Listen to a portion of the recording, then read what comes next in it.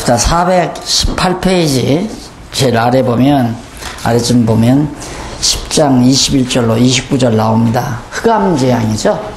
흑암재앙이 이제 내려. 아마 이거 뭐 미리 예습하시라니까 대부분 다 읽어 오셨겠죠. 9개의 재앙이 다 끝이 났습니다. 지금까지 9재앙까지 여전히 하나님께서는 바로의 마음을 강팍해 해서 모세의 요구를 들어주지 않도록 하신다.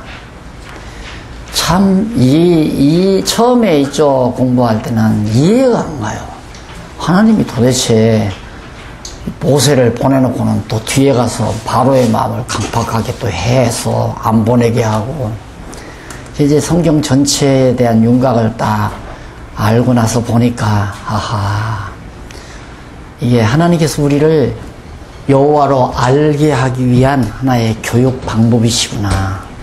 이걸 깨닫고는 너무 참 감격을 많이 했습니다. 이제 드디어 이제 승리의 날이 오죠. 11장에서 18장까지가 3번 도전 준비도 다 끝나고 애굽에 대한 도전도 끝나고, 도전했으면 이제 승리를 해야 되잖아요. 당연히. 그래서 거기 보면 자손의 해방과 승리의 3번.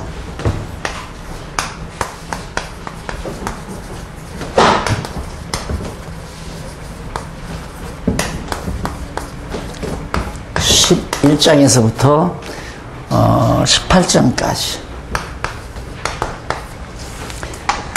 이 제목이 간단하지만은 1장에서 18장까지가 상당히 긴장, 8장이니까 긴장을 해요. 이것을 전체 다 읽고 조는 문맥과 잘 연결해서 이 주제를 이렇게 만들어낸다는 것은 연구하는 작업이죠. 그게 연구 작업. 그럼 우리는 지금 이 연구의 결과를 갖다가 학습하는 장면 아니에요. 그러면 정말로 11장부터 18장까지가 언약 자손들의 애굽에서의 해방과 승리의 내용인가, 그것만 확신하면 되죠. 그러면 언약 자손들이 애굽에서 해방됐다, 그리고 승리했다, 우리에게는 아무 감동이 없는 거예요. 이것을 그냥 요 내용만 보면. 우리가 일본에서 해방받았다 하면 정말 감동스러운 거고, 일본과의 전쟁에서 우리가 이겼다 하면 대단히 정말 감동스럽지만은 우리와 전혀 무관하잖아요. 그런데 그래서 이제 성경을 읽다 보면 자꾸 잠이 오는 이유가 우리와 무관한 거라고 생각하는 거예요. 왜 그러냐면 성경 내용만을 자꾸만 생각하게 되니까. 그래서 아까도 말씀드렸잖아요. 우리는 성경 내용을 알기 위해서 성경을 공부하는 게 아니고, 성경 그 내용을 통해서 아까 말씀드린 대로 하나님이 여호와 되심을 깨달아 알게 하기 위해서 성경을 공부한다. 결국 이제 접근시켜 보십시오. 언약 자손이 애굽에서 해방되고 결국 승리해서 애굽에서 나온다. 승리라는 말은 애굽에다 이제 홍해 바닷가에다가 애굽 군대들 다 매장시켜 버리고 이스라엘 자손이 이제 홍해를 걷는 거거든요. 승리하는 장면. 이게 어떻게 해서 여호와를 깨달아 알게 하는 건가? 당연히 깨달아 알게 하는 거죠. 이스라엘 언약 자손들이 애굽에서 해방이 된 것은 아브라함에게 언약하신 하나님의 언약대로 400년 동안 종살이 한다면 그 자손, 너희 자손이 애굽에서 나와서 약속의 땅으로 간다. 이 약속의 땅으로 이제 가게 된다라고 하나님께서 아브라함에게 언약하신 대로 정말 이스라엘 자손이 지금 애굽에서 나오는 거란 말이다. 아, 진짜 하나님은 여호와시네. 언약하신 대로 정말 이루어 주시네. 이거죠. 그래서 이런 걸 읽을 때마다 맞다, 이런. 야, 정말 하나님은 여호와시구나. 정말 살아계시구나. 이게 여호와 하나님이 살아계시다는 확증은 사람을 완전히 바꿔놓잖아요. 인생을 바꿔놓아요. 인생을 대변혁을 일으켜버려요. 우리가 그냥 보통 막연하게 하나님이 살아계시대, 살아계실 거야, 이렇게 알고 그냥 예수 믿으면 복도 받고 예수 믿으면 천국도 가고 예수 믿으면 죄사함도 받는다. 이런 차원에서 그냥 이렇게 생활해 갈 때에는 아까도 말씀드렸지만 어려움이 오면 회의가 와요. 정말 하나님 살아계시나? 왜 하나님 살아계신데 하나님 믿는 나는 이렇게 후지지해지고 하나님도 믿지 아니하는 사람들은 저렇게 화려한가? 내 아들은 어떻게 지방대학도 못 가는데 하나님 믿지 않는 저 사람의 아들은 어떻게 서울대 법대에 갔나? 이런 게 도저히 납득이 안 가는 거죠. 그런데 우리가 성경을 이렇게 공부하면서 야 진짜 여호와네. 여호와 하나님 살아계시구나. 언약하시면 언약대로 400년 이후에 반드시 이렇게 이루어주는구나. 이러니까 여호와 하나님이 살아계시다는 확증을 딱 받게 되면 그 다음부터는 이제 내 고집대로 살려고 안 하잖아요. 내 뜻대로 살려고 하지 않고 내 마음대로 되는 일이라는 세상이었구나. 그러니까 내가 고집 쓰고 내 마음대로 하려다가 안 되는 것을 당연하게 받아들이게 돼요. 당연하게. 그렇지. 내 마음대로 하려는 건 안 되는 거야. 당연한 거야. 하나님 뜻대로 하나님 마음대로 되는 거지. 어떻게 내 마음대로 될 수가 있나. 그래서 이제 점점 스트레스를 조금씩 덜 받게 되잖아요. 세상 살면서. 내 얘기 한마디 하고 갑시다. 지난 주일날 밥을 먹으러 갔더니만 식당에서 이게 서빙하는 여자가 내가 목사인 줄 알아요. 목사님 60 지금 되셨어요? 그렇게 물어요. 떡사제. 그렇게 묻는 사람들이 많이 있어요. 그래서 그때는 내가 그런 얘기를 해줘. 그냥 철없이 살다 보니까 그런가 봐요. 그런데 그게 그냥 지나가는 말이 아니라 진짜 철없이 사라지더라고요. 아이고, 1000만 원이 날아가든 1억이 날아가든 별로. 날아가도 내 것이고 안 날아가도 내 것이고. 그 믿어지세요? 안 믿어지시죠? 믿어줘요, 저는. 그게 믿어진단 말입니다. 그러니까 별로 욕심 부릴 것도 없고, 누가 무시해도, 우리 박 목사님 뭐 자기가 나보다 키 1cm 더 크다고 해도 전혀 그것 때문에 기죽거나 뭐 그런 것도 없고. 빨리 사과하세요. 2cm밖에 안 커요? 목사님 열대 번 써먹네. 3년 공부 맞지? 예.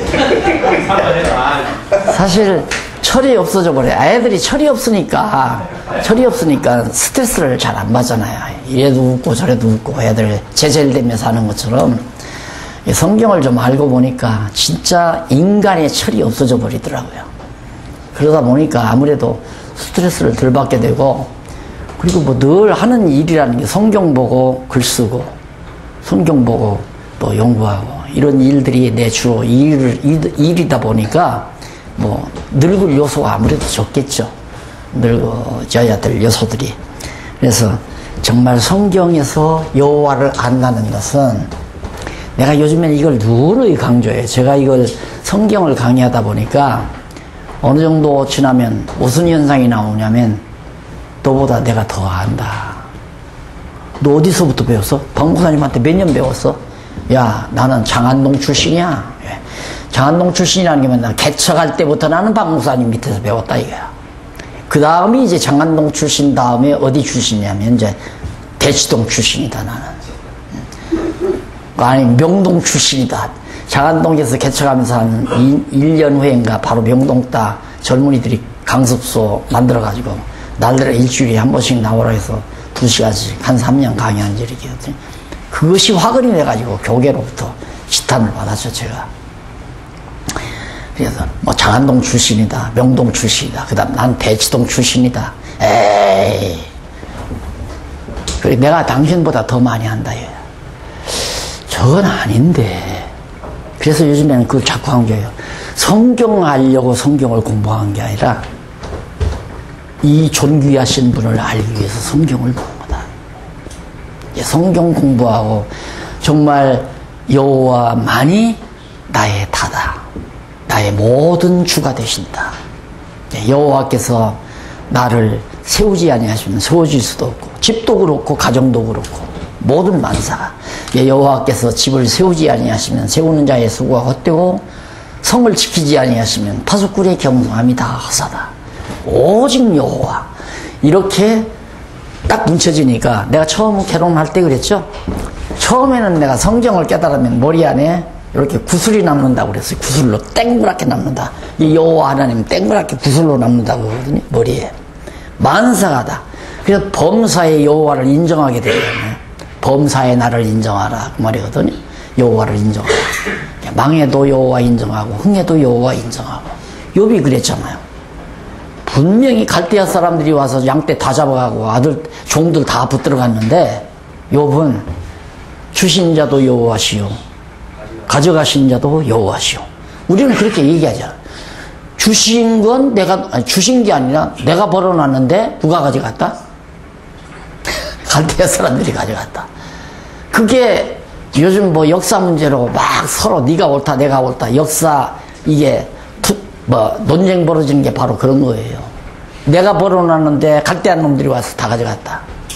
근데 욥은 그게 아니라 주신 자도 여호와시요 가져가신 자도 여호와시요. 아주 간단하잖아요. 네. 그래서 구슬이 남는다고 했는데 이것도 마음에 만족이 없는 거야. 가만히 보니까 점이야. 그냥 내리석에 점이 하나 딱 보이는 거예요. 그러니까 딱 성경을 깨닫고 나면 머리가 아주 말끔해져요. 깨끗해져요. 진짜.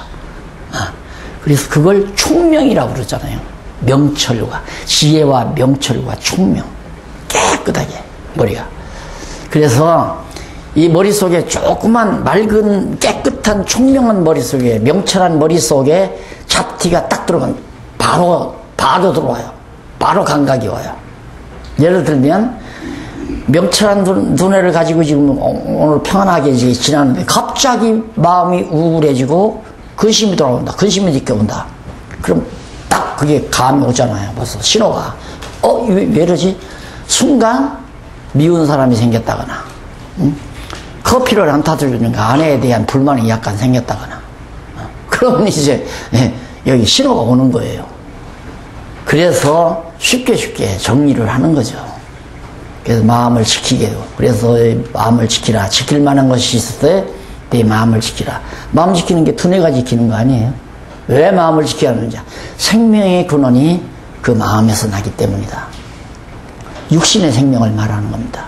그러니까 내 마음에 싫은 음식이라든가 싫은 사람이 나온 건 싫다고 하는 말은 악하다는 말이에요. 싫으락자 아니에요? 싫으락. 그러니까 내 마음이 악하다. 싫은 사람이 있거나 싫은 음식이 있거나 싫어하는 환경이 있거나 내 마음속에 싫은 마음이 생기는 건 내 마음속에 악이 지금 들어왔다는 얘기입니다. 그럼 그것이 고도로 쌓이면 악독으로 생겨요. 악독. 저 사람 마음이 되게 악독해. 아주 독하게 악하다 이 말이죠. 그것이 이제 밖으로 퍼져나가면 외종이 되고 안으로 들어가면 내종이 되죠. 암이 되고. 그래서 보이지 아니하는 마음이지만 생명의 근원이 마음에 있어요. 그래서 항상 우리가 하나님 말씀 배워서 정말 지혜롭고 총명하게 되면 빨리 신호가 온다는 거. 근데 모르면 마음이 총명하지 못하면 뭐 지저분한 거 들어와도 뭐 당연한 거고 미워하고 뭐 싫은 놈 싫어하고 저놈 증오할 놈 증오하고 당연히 인생 그렇게 사는 거 아니야? 어물어물 그냥 살아가는 거죠. 그러다 보니까 온갖 스트레스 받고 그것이 이제 질병도 만들어내고 그것이 우리의 젊음도 다 앗아가 버리는 거고. 그래서 정말 성경을 성경대로 배워서 이렇게 딱 내리에 하나의 여호와 하나님 한번 딱 정으로 남아버리면 문제 다 해결되는 거 아니겠어요? 모든 문제가. 그래서 거기 보면 쪽가루 1번에 애굽에서의 해방.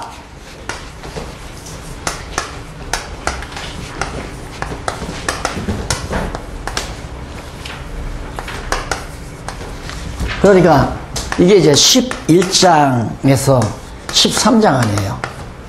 요 부분만 딱 보면 이제 구속사가 아까도 말씀 구속사가 맞는 거예요. 요 부분 따오면 죄악 세상에서 우리를 건져냈다. 예수 그리스도가 이것에 대한 한 모형이다. 이렇게 보는 거거든요. 이거 맞죠. 구속사가 틀린 게 아니에요. 그런데 지엽적으로 맞는다 이 말이에요. 그럼 무엇 때문에 애굽에서 왜 이스라엘 자손을 해방시켰는가? 그 말은 무엇 때문에 예수님이 우리를 죄에서 건져내 주셨는가? 그 질문은 여호와께서 영원전 그리스도 안에서 언약하신 그 언약대로 이루어 주시려고. 우리를 그리스도 안에서 선택했잖아요. 하나님의 자녀로.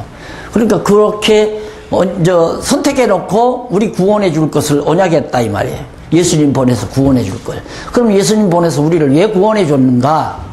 당신이 언약하신 대로 이루어 주시기 위해서. 그냥 언약하신 대로 왜 이루어 주는가?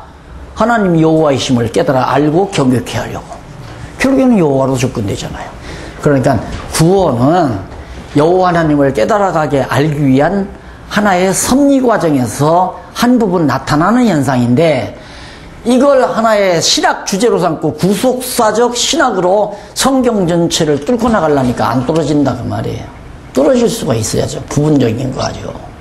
그러니까 여러분, 우리가 지금 공부하는 성경 신학이 구속사 신학을 배격하는 게 아니라 구속사 신학을 다 아우르는 거죠.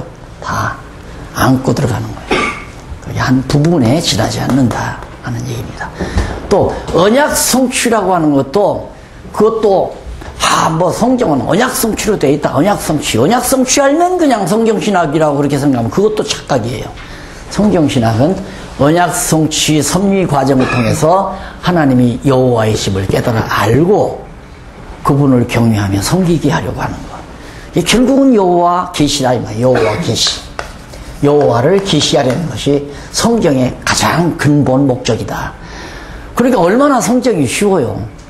모든 창세기부터 요한계시록까지 전체 모든 66권 내용 자체가 결국에는 우리로 하여금 여호와 살아계심과 그가 하나님 전능자 여호와이심을 깨달아 알고 경외케 하는 목적으로, 계시할 목적으로 우리에게 성경을 주신 것이다.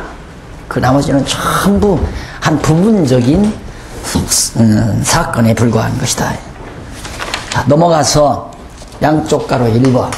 여기 보면 최후 도전의 예고.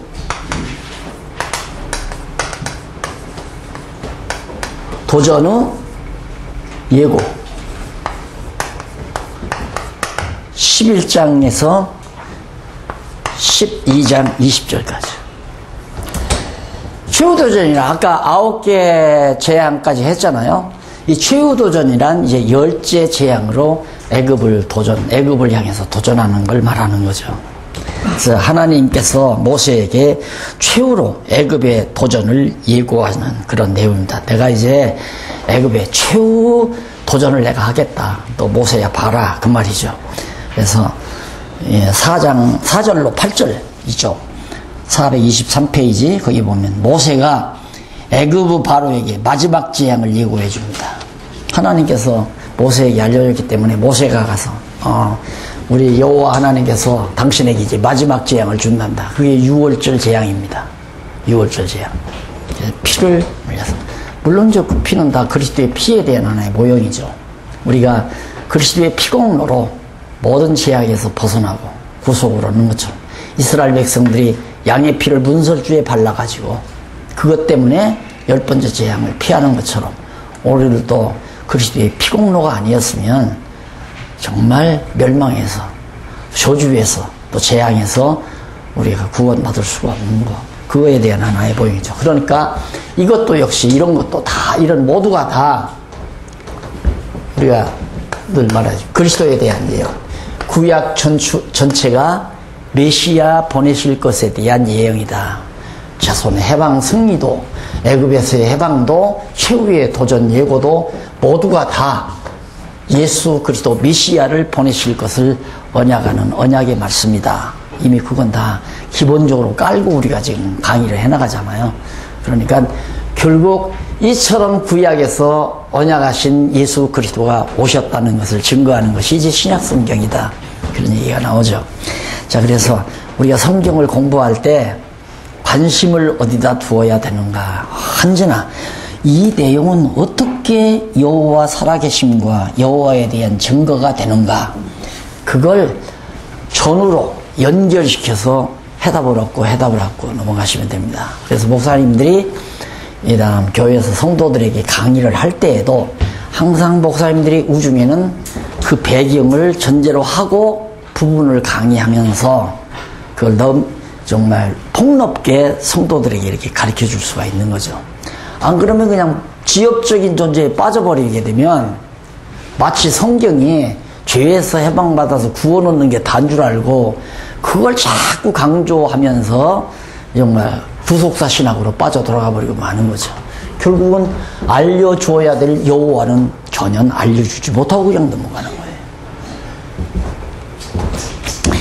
그러면 11장 1절로 3절에는 하나님께서 모세에게 최후로 도전할 걸 예고하니까 그 예고를 모세가 애굽 왕에게 가서 전달을 하죠. 그러자 9절로 10절 밑에 11장 9절로 10절에 보면 하나님께서 바로의 마음을 강팍하게 하여 듣지 않게 합니다. 10번째 재앙을 준다 해도 안 듣는다 이 말이에요. 안 들어.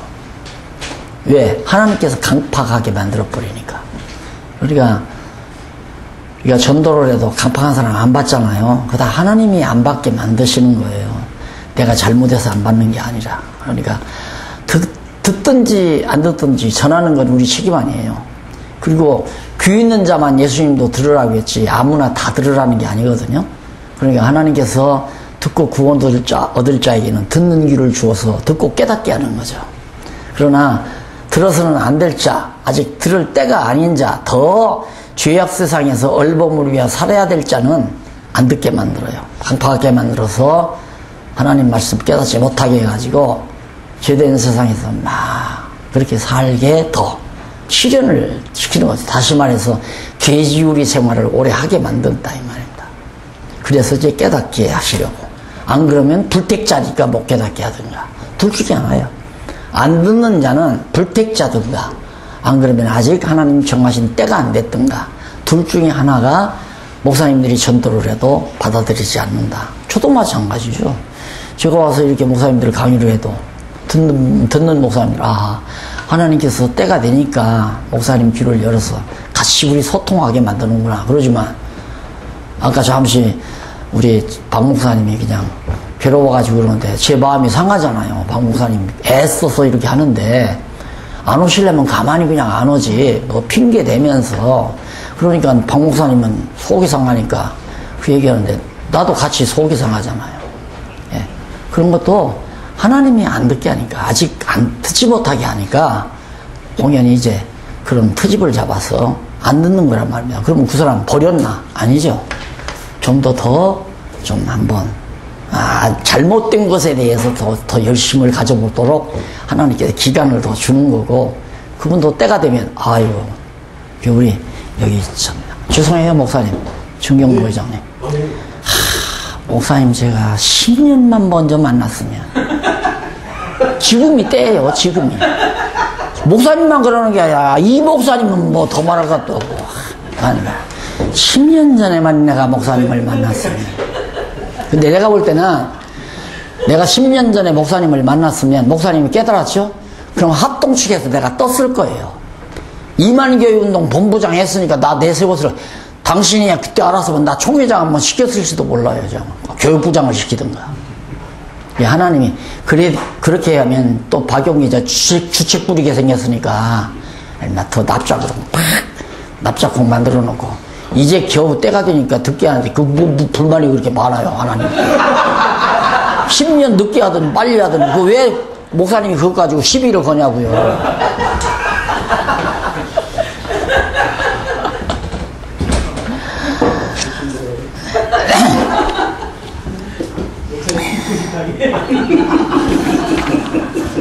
그러니까 이 문장을 만드는 것도 보세요.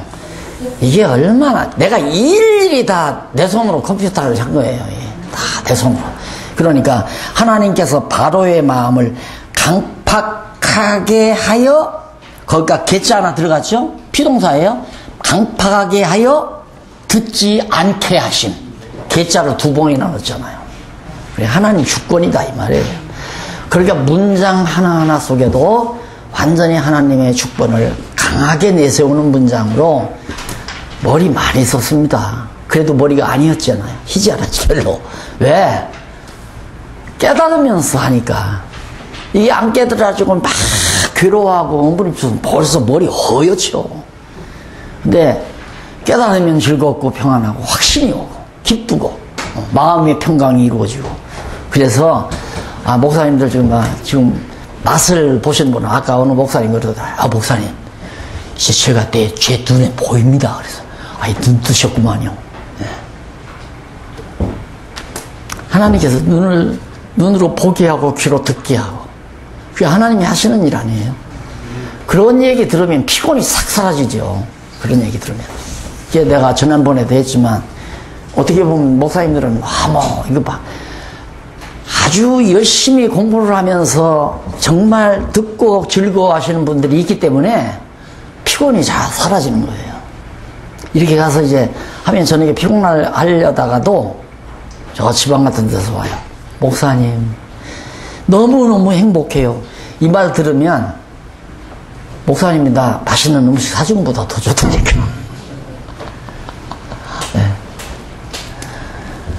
자, 결국 강팍하게 하여 듣지 않게 하심. 하나님께서 12장 1절로 14절에 보면 회중에게 어린 양의 피를 문설주에 바르라고 명령하십니다. 그러니까 바로의 마음을 강팍하게 해서 못 나간다. 10번째 제약인데 못 나간다. 안 된다. 그러니까 하나님께서는 모세를 통해서 모든 이스라엘 백성, 그때는 회중이라고 그러죠. 백성들에는 회중, 모인 자들이니까 회중 모든 이스라엘 언약 자손들에게 다 비밀이죠. 그러니까 그들에게는 일러줘요. 양 한 마리를 잡아서 6월절 어린 양 아닙니까? 양 한 마리를 잡아서 피를 다 문설주에 바르고 그 고기를 구워서 나갈 준비하고 전부 이제 탈출할 준비 다 하고 그 구워서 먹어라 일러줬어요. 이거 모세가 그 말씀 듣고 백성들이 회중에 한 대로 회중들이 그대로 했을 거 아닙니까? 아니나 다를까 합니다. 저주의 사자가 천사들이 날아다니기 시작하는데 문설주에 어린 양 6월절 양의 피가 발라진 그런 가정들은 훌렁훌렁 뛰어넘어가면서 애굽 사람들의 장자와 그 첫새끼, 소나 양 이런 첫새끼들은 막 한꺼번에 다 죽는단 말입니다. 온 애굽 천지가 애굽 통곡이죠. 장자 없는 가정이 어디 있겠어요. 다 장자가 있고 짐승들도 다 큰 첫새끼가 다 있을 건데, 그러니 짐승 죽지 사람 죽지, 그러니 온 천지가 막 대성통곡하죠. 그때야 바로가 손을 들어버리잖아요. 손 들었다. 빨리 나가라. 내쫓아요. 앞에서 내쫓는다고 그랬죠. 빨리 나가라. 그래서 모세가 이스라엘 자손들을 데리고 탈출하는 겁니다.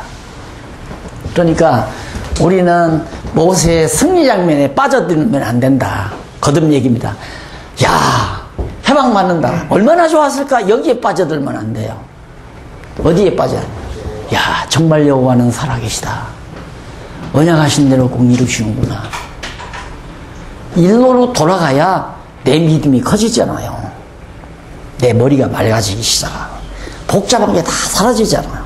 이럴까 저럴까, 누구를 이렇게 미운 놈 보면 저걸 어떻게 해서 한번 손을 봐주나, 이궁리 저궁리 하면 잠 못 자고 마음 사악해지고, 남 죽이려고 궁리하다 보면 내 마음이 악해지잖아요.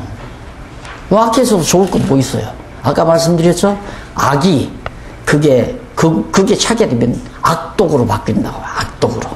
그럼 악독이 나오면 잠자는 게 아니라 누워서도 부엌으로 왔다 갔다 한다고 그랬죠? 뭐하러? 버칼 가질러. 부엌으로 가서 버칼 갖다가 쑥, 하여튼 누워서라도 생각을 북북 갈아요. 왜? 저 새끼, 싫은 놈 새끼 질러 죽이고 싶어서. 그렇게 사람이 사악해져요. 우리 그런 얘기 하잖아요. 야, 어떻게 사람이 저렇게 악할 수가 있어? 그 사람만 악해지는 게 아니라 우리가 똑같아요. 형편 다 하면. 그러니까 내 마음에 조그만 벌써 신호가 오면, 아차, 내가 왜 이러지? 아하, 잠시 내가 조원공 목사님 미워했구나. 이게 딱 오잖아요. 야, 내가 왜 미워해? 다 하나님께서 다 조은구 목사님에게 그런 마음을 줘서 다 밥도 안 사주고 그렇게 다 만들어 놓은 건데 밥 안 사준다고 미워하면 안 되잖아요. 그러잖아요. 그래서 미움이 사라지고 내 마음에 평안이 오고 여호와라는 지식만큼 좋은 게 없어요. 내가 이 세상에 꽤 많이 살았잖아요. 뭐 박 목사님 만날 80다 됐습니다 했는데 80다 되도록 살았으니까 많이 살았잖아요. 이 세상에 가장 좋은 것이 여호와를 알고 경외하는 것만큼 좋은 게 없어요. 진짜예요. 안 이런다면 내가 한마디 하죠.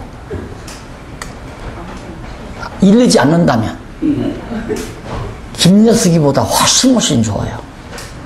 김여숙이가 누군가 모르죠? 압니다. 제 마누라예요.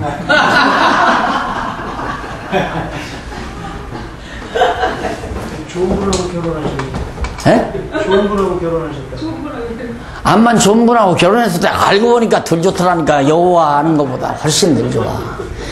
뭐 비교가 안 돼. 솔직히 비교가 안 돼. 도움이 안 된다니까 때로는.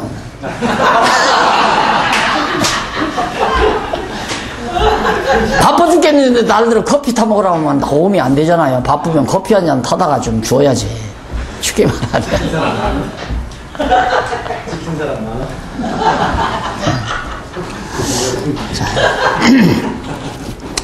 그래서 이제 승리하고 나오는데 12장 15절로부터 20절까지 보면 426페이지죠.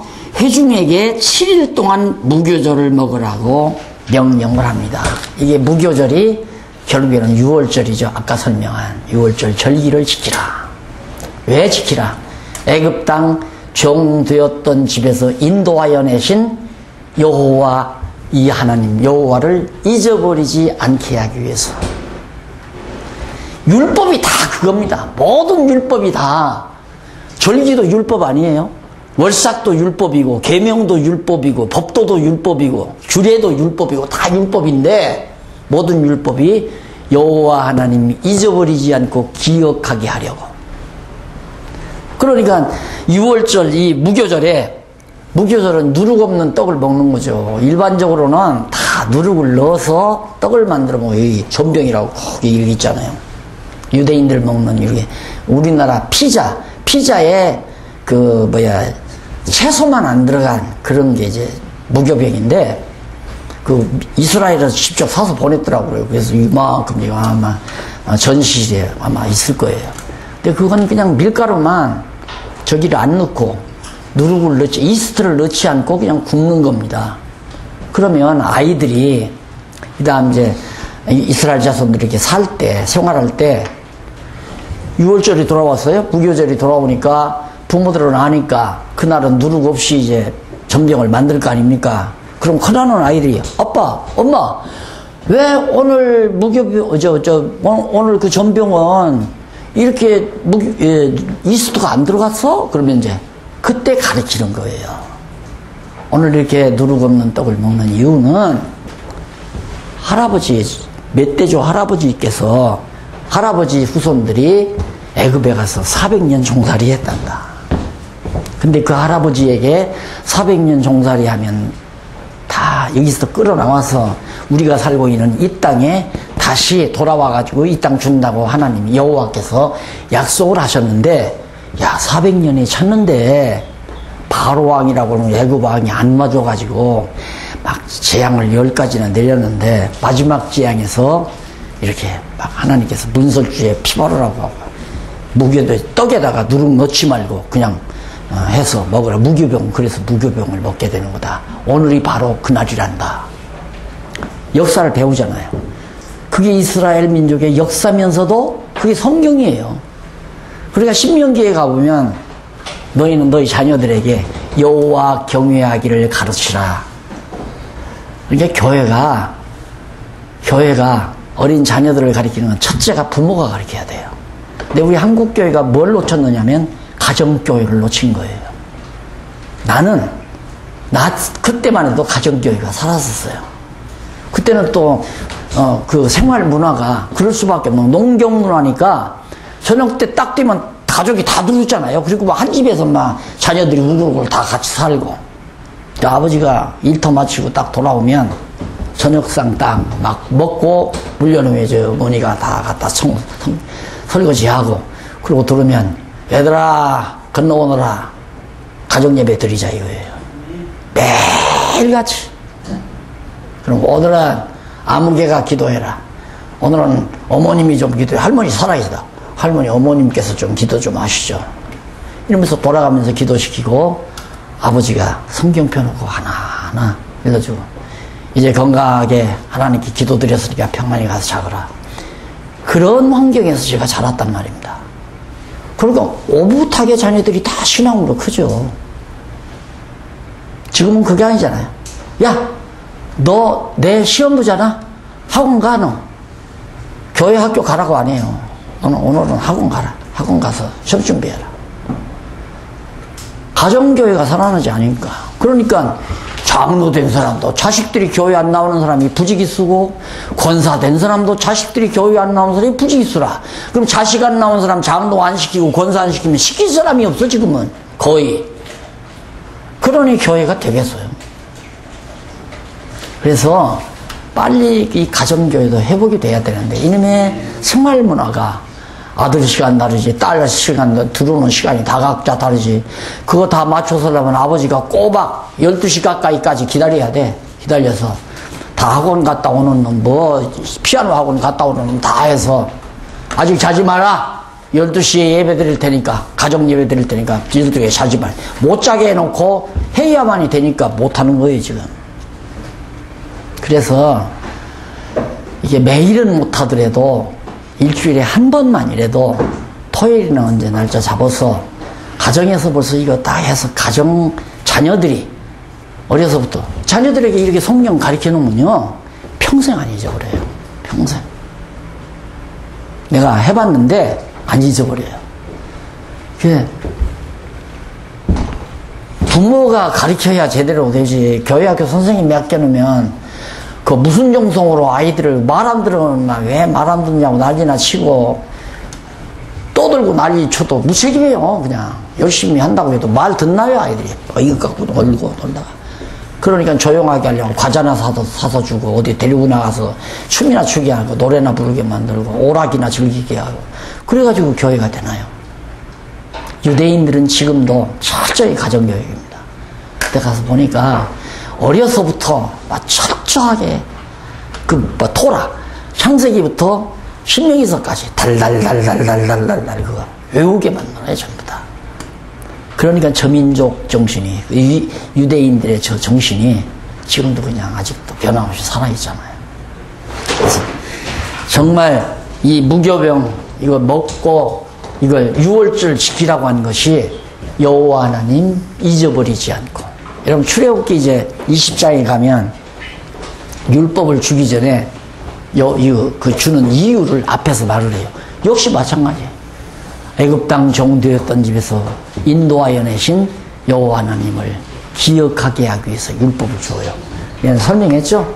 다. 율법 보면 정죄의 기능, 사죄의 기능 이 두 기능이에요. 율법이. 정죄 기능은 계명과 율례죠. 계명, 율례. 원래 계명은 율례의 모법이에요. 간단하게 10계명이 모법이고 그 모법을 풀어서 구체적으로 얘기한 게 율례죠. 그 다음 이제 규례와 법도. 이건 사죄 규례고 사죄. 그래서 여기 율례는 정죄 기능이고 규례는 사죄 기능이고 규례는 사죄 기능이고 율례와 규례를 대표한 모법이 계명이고 이렇게 돼 있어요. 율법이라는 게. 그러면 율례에 의해서 죄인이 돼요. 남의 소를 내가 도둑질했다. 그럼 율례에 그게 죄인이 되는 거예요. 그럼 정죄를 받아 죄를 용서받으려면 규례에 따라 하나님 앞에 와서 속죄 제사를 드려야 돼요. 그럼 이건 정죄를 하는 기능을 가지고 있고 규례는 짐승 잡아서 제사 드림으로 용서받는 기능을 가지고 있고 그러면 지난번에도 말했지만 죄를 안 졌다. 그러면 제사 드리러 성전에 올 필요가 없잖아요. 여기가 여호와의 이름을 여기 지성소에다 뒀는데 백성들이 죄를 안 지면 성전에 올 이유가 없어요. 뭐 사죄 속지 받을 게 없는데 뭐하러 성전에 오겠어요. 그런데 만약에 여기 제단인데 이 제단에서 재물이 타는 연기가 하늘로 계속 솟아 올라야 되거든요. 그 재물이 타는 연기가 올라가야 되는데 백성들이 죄를 안 지고 살면 제사 지내러 안 올 거 아니에요. 재물도 안 오고. 그러면 연기가 타오를 이유가 없죠. 그럼 그건 안 돼요. 계속 타올라야 돼요. 타오르려면 백성들이 죄를 범해야 되잖아요. 죄를 범하면 양을 가지고 여기 와야 한단 말입니다. 여기 와서 양에다가 자기 죄를 다 전가시켜가지고 제사장이 사지를 벌려가지고 칼로 찔러서 피 빼가지고 와서 성소에다 뿌리고 여기다도 다 뿌리고 피를 뿌리고 그리고 여기를 불질러서 다 태운다 이 말입니다. 그러면 죄인이 여기 와서 딱 볼 때 여기에 뭐가 있느냐? 여호와의 이름을 두신 것이에요. 이 지성소라는 게 법궤 안에 여호와의 이름을 여기 두었단 말입니다. 그러니까 여기 오는 백성은 여호와 하나님의 이름을 잊어버리지 않고 기억하게 되잖아요. 어떤 여호와? 애굽 땅 종되었던 집에서 인도하신 여호와. 그럼 오늘 우리는 뭐냐? 우리가 예수 그리스도를 믿는다는 말은 예수가 내 죄를 위해서 피 흘려 죽으신 분을 우리가 믿는 거 아니에요. 이걸 믿음으로 말미암아 하나님이 누구시다? 여호와시다. 그렇게 우리는 여호와를 기억하고, 그러니까 항상 우리는 예수를 그리스도로 내 구속주로 내 죄를 용서해 주신 그리스도로 우리가 믿고 있다는 것은 하나님을 여호와로 알고 경외하고 있다는 말이에요. 그리스도 없이는 여호와인 줄을 우리가 알 수가 없잖아요. 그리스도 보낸다고 하신 대로 예수를 그리스도로 보내신 분이 이분이니까 그분이 와서 내 죄를 위해서 피 흘려 죽으셨기 때문에 나는 예수가 그리스도이심을 믿게 되고, 그걸로 말미암아 여호와 하나님이 살아계시다는 걸 깨달아 알고 범사의 그를 인정하며 경외하게 되는 거. 이게 우리의 신앙생활의 구체적인 내용이죠. 그래서 정말 구약시대에 이것은 모형적으로, 여기서 죽으신 분이 예수님 아니에요? 십자가상 죽으신 분이. 이때는 짐승이 죽었지만은 우리 때에는 온전한 제물이신 예수 그리스도, 영원한 제물이신 예수 그리스도와 한 번에 단번에 이루신 거란 말입니다. 두 번 다시 이제 필요 없잖아요. 한 번에 이루셨으니까. 그래서 그리스도를, 예수를 그리스도로 믿음으로 말미암아서 우리는 여호와 하나님을 잊을 수가 없다. 범사에 그를 인정할 수밖에 없고 그를 경외할 수밖에 없는, 경외하게 되지는. 그래서 여호와 경외하게 하려고 예수를 그리스도로 보내서 피 흘려 죽게 만들었다. 죽으시게 했다. 어떻게 해서 우리를 죄인 되게 해가지고.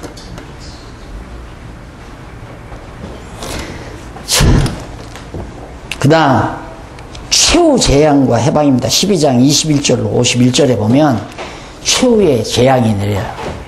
최후로 재앙이 내리는데, 재앙, 그게 바로 장자가 죽는 재앙이죠. 51절까지 그게 나오죠. 넘어가서 428페이지 12장 21절로 28절에 보면 여호와께서 명하신 말씀대로 모세와 회중이 그대로 양 잡아서 문설주에 바르고 그대로 했다 이 말입니다. 12장 29절로 30절 여호와께서 애굽의 처음 난 것들을 쳐서 다 죽여버리는, 장자를 다 죽여버리는 그런 재앙이 임하자 바로가 재앙이 두려워서 이스라엘 자손을 모아줍니다. 31절로 34절 430페이지 나오죠. 그 다음 그 밑에 중간 조금 내려와 보면 35절로부터 36절에 보면 이스라엘 자손들이 애굽의 온 금, 패물과 의복을 다 구입합니다. 왜? 이것도 여호와의 언약을 이루시기 위해서. 앞에서 모세에게 하나님께서 언약하실 때 너희들이 많은 보물을 가지고 나오리라 언약했잖아요. 약속했잖아요. 그러니까 그 약속 이루기 위해서는 나오기 전에 모든 금은 패물들을 다 구입을 해야죠. 하나님의 뜻은 안 될 수가 없어요. 하나님의 정하신 뜻은 반드시 된다. 인간의 뜻은 절대 안 된다. 되는 법이 없다. 인간의 계획은 안 된다. 이게 철칙 아니에요. 근데 쓸데없이 뭐하러 계획을 세워요, 인간의 계획을. 욕심대로 계획을 뭐하러 세우냐면. 그래서 예수님께서 살아계실 때 제자들에게 어느 부자 얘기를 하죠. 부자가, 야, 어느 도시에 가서, 야고보서에 나오나? 도시에 가서 돈을 많이 벌어서 큰 창고를 짓고 사놓고, 배부르게 잘 놓고, 그렇게 하리라. 그러면서 하나님께서 내 영혼을 오늘 밤 불러가면 내가 무엇이 되겠느냐? 그렇게 해서는 안 된다. 내가 계획을 다 세워서 내가 행복하게 잘 할 것이다. 이게 아니라 하나님의 뜻이면 잘 살 수도 있고 하나님의 뜻이면 못 살 수도 있고, 그러니까 이것도 하고 하나님의 뜻이면 이것도 하고 저것도 하리라 해라 그 말이에요. 하나님의 뜻이면 이거 할 겁니다. 하나님의 뜻이 아니면 이거 안 할 겁니다. 이렇게 우리가 살아야지. 그러니까 성경에 보면 예 하면 예 하고 예 하면 예 하고 아니라면 아니라 하라. 그 말이 뭐냐면 이건 하나님의 뜻입니다 하면 예 하고 하나님의 뜻이 아니면 아니라 하라 이 말이에요. 그리고 우리는 성경을 알면 하나님의 뜻인지 아닌지 알 수 있잖아요. 그러면 성경에 없는 그런 일이라면 아니요 해야죠. 성경에 있는 말씀이라면 예 맞습니다 그렇게 해야 되고, 그래서 예 하고 아니라 하라 이런 말씀도 다 언약과 관계가 있는 얘기예요. 아주 밀접한 관계가 있는 얘기죠. 하나님께서 다 애굽에서 이스라엘 자손들 구출해낸다고 아브라함에게 언약하신 대로 그대로 이루어가는 거다. 그래서 여기 이스라엘 자손을 놓아주는 일이나 자손들이 애굽에 온 금은 폐물을 구입하는 일이나 이스라엘 자손이 430년 만에 애굽에서 나온다. 431페이지 나오죠? 자, 여기 보면 아브라함이 하나님께서 아브라함에게 언약할 때는 400년이라고 해서 400년 만에 나온다. 근데 왜 여기는 430년이냐? 이것 가지고 또 트집이라 자유주의 신학자들이. 근데 처음에 하나님께서 아브라함에게 말할 때는 400년 종살이 하고 400년 만에 나온다고 그래요. 400년 동안 종살이 한다 이거예요. 그러면 여기 430년은 요셉이 살아있는 동안에 종살이 했어요, 안 했어요? 안 했어요. 대우받았어요. 국빈 대우 받았다니까. 왕의 타고 다니는 거 버려가지고 그것 타고 야곱이 애굽으로 데려간 거 아니에요. 초청 이민을 받아가지고 가서 요셉이 살아있는 동안에는 종살이 안 했어요. 요셉이 죽은 다음 요셉이 알지 못하는 바로가 들어서서부터 이제 노예로 부린 거죠. 그러니까 노예로 부린 시간은 40년이고 요셉을 통해 덕분 시간이 30년이고, 그래서 정확하게 성경대로 빈틈없이 400년 만에 나온 거란 말입니다. 종살이 400년 만에. 애굽에 들어간 지는 430년 만에 나온 거고. 잘 성경을 살펴보면 하등 아무 차이가 없는데 꼭 고등학생들 이놈들 또 대학생들 이놈들이 꼭 이런 거 갖고 와서 묻는다고요. 예, 학교에서 주 선생들한테 들은 얘기라. 야, 인마 성경이 무슨 하나님 말씀했나? 성경 틀린 데가 얼마나 많은지 아냐? 너 인마 400년 만에 나온다고 아브라함에게 그랬는데 430년 만에 나왔다고 그러지 않느냐? 그래서 성경이 얼마나 틀린 게 많은데, 그러니까 아주 예민한 시대에 그냥 콱 빼겨버린다 이거예요. 그러면 집사님들이라든가 교사들이라든가 목사님들이 그거 모르는 소리 하지 말아라. 종살이한 기간이 400년이고 30년은 국빈 대우 받으면서 산 시간이다. 그렇네요? 그 다음부터는 이제 선생 말 웃기는 걸로 알아듣는 거죠.